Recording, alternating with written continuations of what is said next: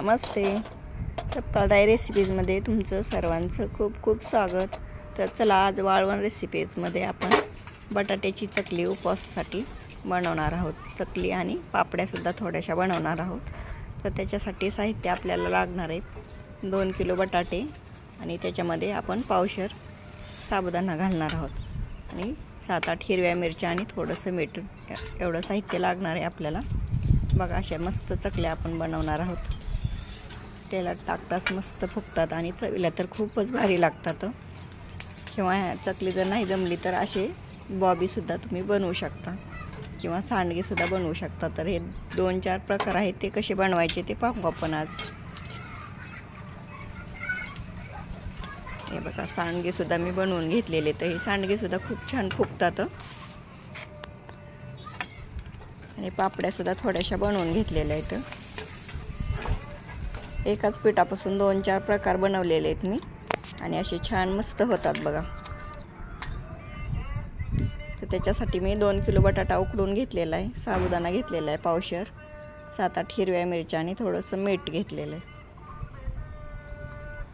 बटाट्याची साल काढून घ्यायची आणि आता हा साबुदाणा आहे तो थोडासा कढईमध्ये भाजून घ्यायचा आहे. थोडासा गरम करून घ्यायचा, जास्त पण नाही भाजायचा.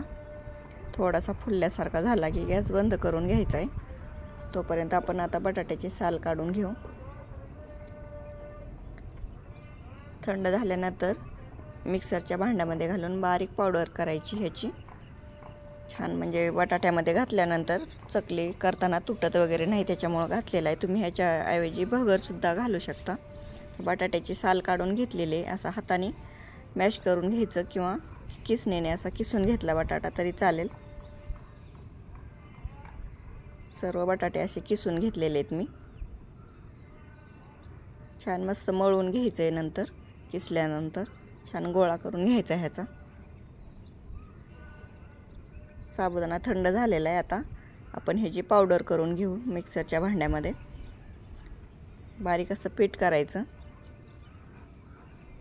आणि चाळून घ्यायचं आहे. तुमच्याकडे ह्याच्यापेक्षा जर बारीक चाळणी असेल तर त्याने चाळलं तरी चालेल. एकदम बारीक असं पीठ करायचं आहे आणि हा जो बटाटा आहे तो आता ह्याच्यामध्ये छान मिक्स करून छान मळून घ्यायचं.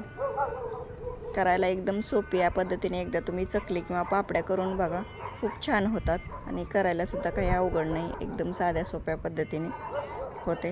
ह्याच्यामध्ये आता आपण चवीनुसार मीठ घालायचं आणि हिरवी मिरची जी वाटून घेतलेली ती घालायची आणि असा छान मस्त गोळा करून घ्यायचा आहे. थोडंसं टेस्ट करून बघायचं मीठ वगैरे कमी जास्त आहे का. आणि हा गोळा आता आपण 2 मिनटं झाकून ठेवू आणि गॅसवर पाणी गरम करायला ठेवलेले, त्याच्यामध्ये पातेलं ठेवून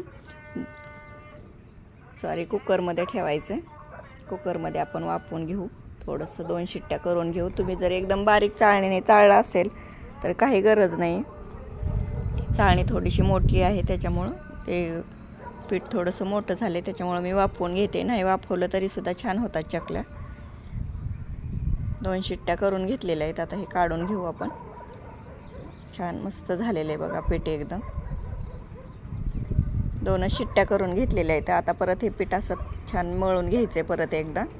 आणि आता सोऱ्या घ्यायचा आहे आपल्या चकलीचा आणि त्याच्यामध्ये असा छोटासा गोळा करून घालायचा आणि चकल्या मस्त करून घ्यायच्या. आपण दिवाळीत जशा चकल्या करतो तशा. उपवासासाठी खूप छान लागते ही चकली. बघा किती छान मस्त चकल्या होतात. जर चकल्या करायला तुम्हाला जास्त अवघड वाटत असेल तर ह्याच्या पापड्यासुद्धा तुम्ही करू शकता. प्लॅस्टिक घ्यायचं, खाली एक प्लॅस्टिक ठेवून मध्ये गोळा ठेवायचा आणि वरून एक प्लॅस्टिक ठेवून अशा तांब्याने फक्त दाब द्यायचा, लगेच पापडी तयार होते. एकदम पटपट अशा होतात. मस्त पीठ वाफवून एकदम मस्त झालेले. अशा पद्धतीने तुम्ही पापड्यासुद्धा करू शकता ह्याच्या. चकली, पापड्या किंवा असे सांडगेसुद्धा तुम्ही करू शकता. हे सांडगेसुद्धा खायला खूप भारी लागतात. तेलात टाकताच एकदम मस्त फुगतात आणि खायला पण छान लागतात. तेही करू शकता तुम्ही.